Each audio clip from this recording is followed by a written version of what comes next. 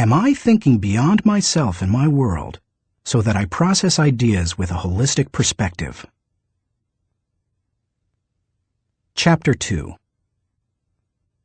Engage in focused thinking. He did each thing as if he did nothing else. Spoken of novelist Charles Dickens. Philosopher Bertrand Russell once asserted, "To be able to concentrate for a considerable time is essential to difficult achievement." Sociologist Robert Lind observed that knowledge is power only if a man knows what facts are not to bother about. Focused thinking removes distractions and mental clutter so that you can concentrate on an issue and think with clarity. Focused thinking can do several things for you. 1. Focused thinking harnesses energy toward a desired goal. Focus can bring energy and power to almost anything, whether physical or mental. If you're learning how to pitch a baseball and you want to develop a good curveball, then focused thinking while practicing will improve your technique. If you need to refine the manufacturing process of your product, focused thinking will help you develop the best method.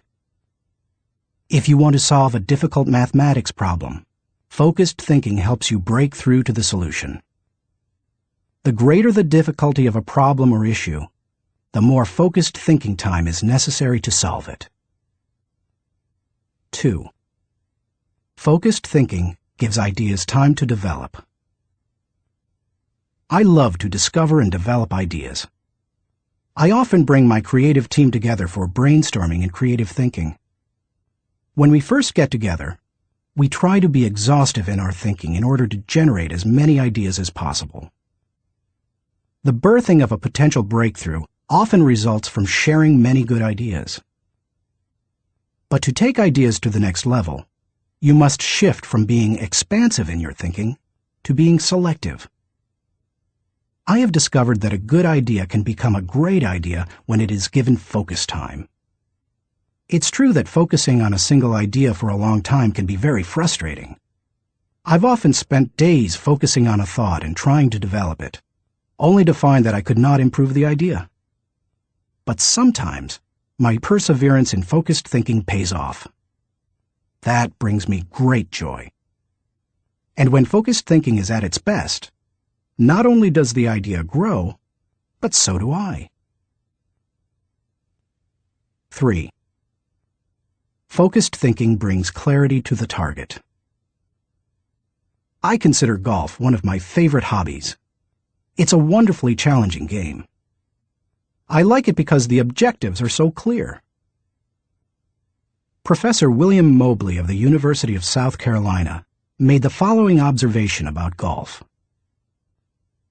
One of the most important things about golf is the presence of clear goals. You see the pins. You know the par. It's neither too easy nor unattainable. You know your average score, and there are competitive goals. Competitive with par, with yourself, and others. These goals give you something to shoot at. In work, as in golf, goals motivate. One time on the golf course, I followed a golfer who neglected to put the pin back in the hole after he putted. Because I could not see my target, I couldn't focus properly. My focus quickly turned to frustration and to poor play. To be a good golfer, a person needs to focus on a clear target. The same is true in thinking. Focus helps you to know the goal and to achieve it. 4. Focused thinking will take you to the next level. No one achieves greatness by becoming a generalist. You don't hone a skill by diluting your attention to its development. The only way to get to the next level is to focus. No matter whether your goal is to increase your level of play, sharpen your business plan, improve your bottom line, develop your subordinates, or solve personal problems, you need to focus. Author Harry A. Overstreet observed, "The immature mind hops from one thing to another. The mature mind seeks to follow through. Where should you focus your thinking? Does every area of your life deserve dedicated, focused thinking time? Of course, the answer is no. Be selective, not exhaustive, in your focused thinking. For me, that means dedicating in-depth thinking time to 4 areas: leadership, creativity, communication, and intentional networking. Your choices will probably differ from mine. Here are a few suggestions to help you figure them out. Identify your priorities. First, take into account your priorities for yourself, your family, and your team. Author, consultant, and award-winning thinker Edward de Bono quipped, "A conclusion is the place where you get tired of thinking." Unfortunately, many people land on priorities based on where they run out of steam. You certainly don't want to do that. Nor do you want to let others set your agenda. There are many ways to determine priorities. If you know yourself well, begin by focusing on your strengths, the things that make best use of your skills and God-given talents. You might also focus on what brings the highest return and reward. Do what you enjoy most and do best. You could use the 80-20 rule. Give 80% of your effort to the top 20%, most important, activities.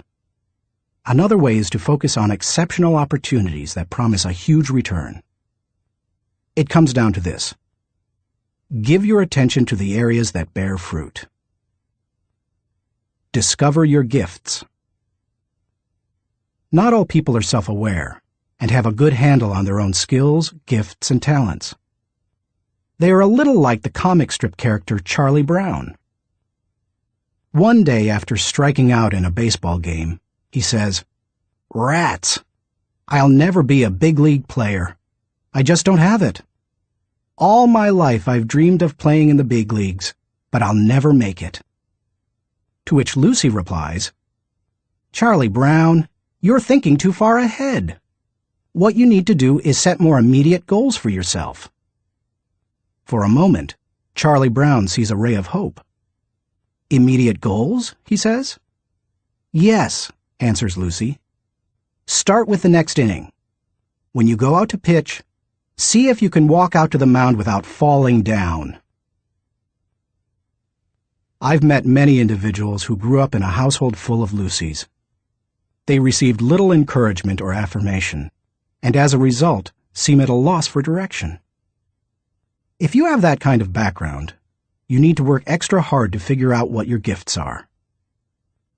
Take a personality profile such as DISC or Myers-Briggs.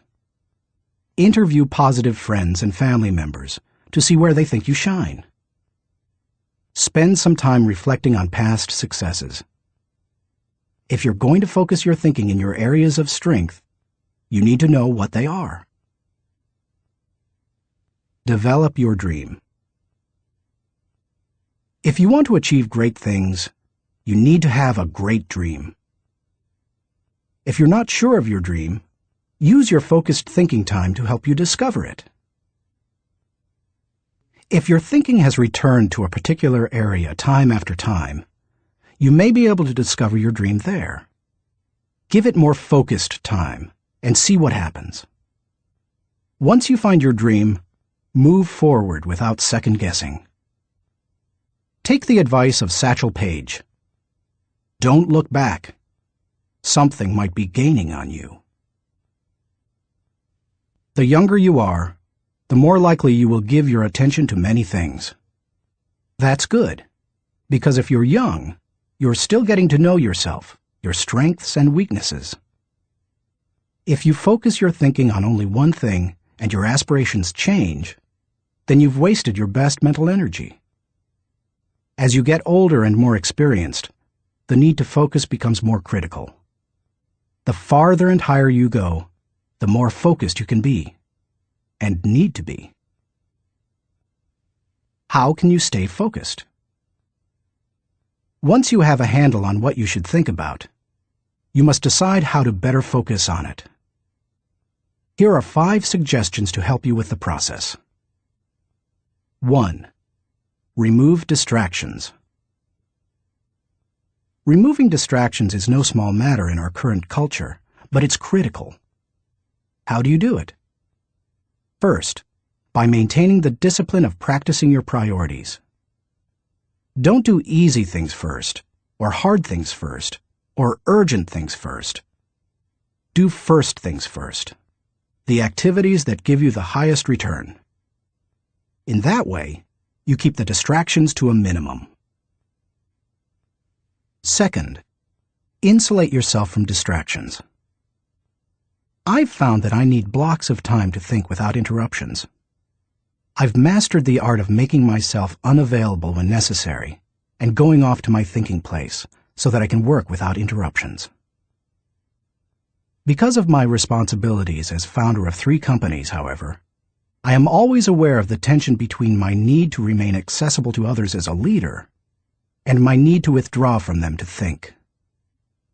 The best way to resolve the tension is to understand the value of both activities. Walking slowly through the crowd allows me to connect with people and know their needs. Withdrawing from the crowd allows me to think of ways to add value to them.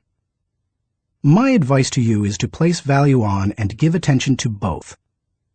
If you naturally withdraw, then make sure to get out among people more often. If you're always on the go and rarely withdraw for thinking time, then remove yourself periodically so that you can unleash the potential of focused thinking. And wherever you are, be there.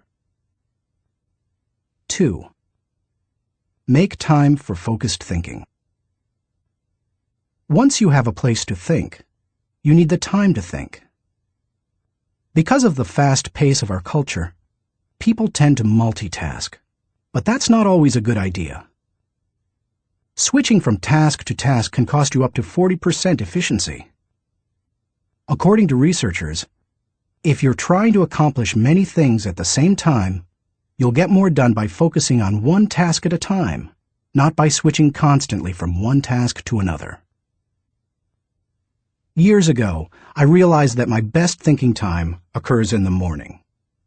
Whenever possible, I reserve my mornings for thinking and writing. One way to gain time for focused thinking is to impose upon yourself a rule that one company implemented. Don't allow yourself to look at email until after 10 a.m. Instead, focus your energies on your number 1 priority. Put non-productive time wasters on hold so that you can create thinking time for yourself. 3. Keep items of focus before you. Ralph Waldo Emerson, the great transcendental thinker, believed, "Concentration is the secret of strength in politics, in war, in trade, in short, in all management of human affairs." To help me concentrate on the things that matter, I work to keep important items before me. One way is to ask my assistant, Linda Eggers, to keep bringing it up, asking me about it, giving me additional information in reference to it. I'll also keep a file or page on my desk so that I see it every day as I work.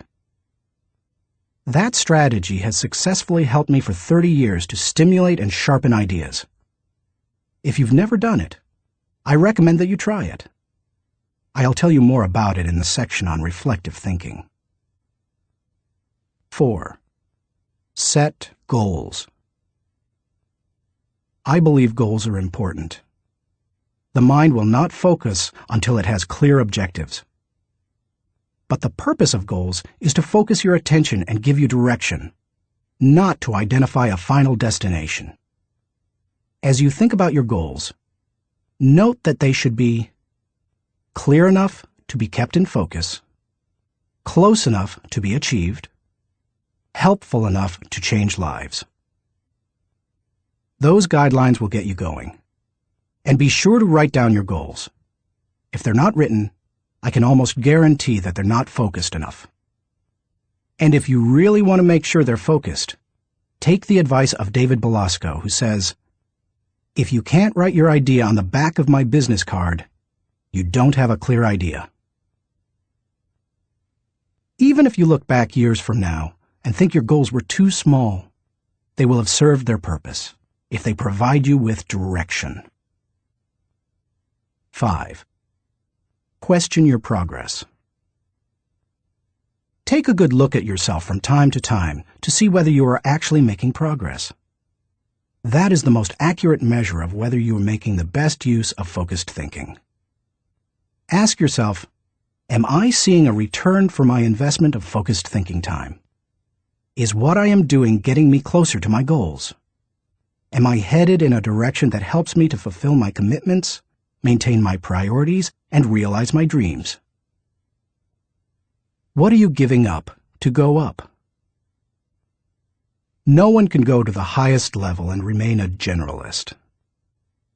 My dad used to say, "Find the one thing you do well and don't do anything else." I've found that to do well at a few things, I've had to give up many things. As I worked on this chapter, I spent some time reflecting on the kinds of things I've given up. Here are the main ones. I can't know everyone. I love people, and I'm outgoing. Put me into a room full of people and I feel energized. So it goes against my grain to restrict myself from spending time with lots of people. To compensate for that, I've done a couple of things. First, I've chosen a strong inner circle of people. They not only provide tremendous professional help, but they also make life's journey much more pleasant. Second, I ask certain friends to catch me up on what's happening in the lives of other friends. I usually do that when I'm traveling and can't block out the time I would need for focused thinking. I can't do everything. There are only a few exceptional opportunities in any person's lifetime. That's why I strive for excellence in a few things rather than a good performance in many. That's cost me. Because of my workload, I also have to skip doing many things that I would love to do. For example, every week I hand off projects that I think would be fun to do myself. I practice the 10-80-10 principle with the people to whom I'm delegating a task.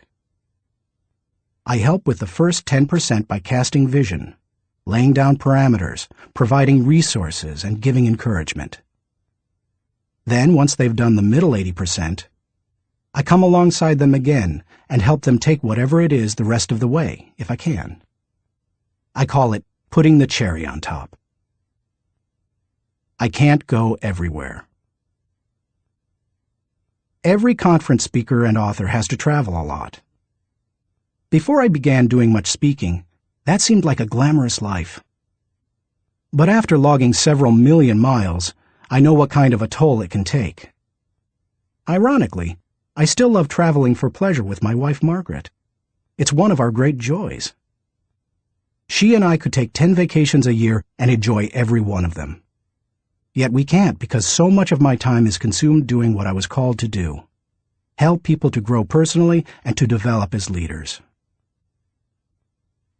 I can't be well-rounded. Being focused also keeps me from being well-rounded. I tell people, 99% of everything in life I don't need to know about. I try to focus on the 1% that gives me the highest return. And of the remaining 99, Margaret keeps me aware of whatever I need to know. It's one of the ways I keep from getting totally out of balance in my life. Being willing to give up some of the things you love in order to focus on what has the greatest impact isn't an easy lesson to learn. But the earlier you embrace it, the sooner you can dedicate yourself to excellence in what matters most. Thinking question. Am I dedicated to removing distractions and mental clutter so that I can concentrate with clarity on the real issue?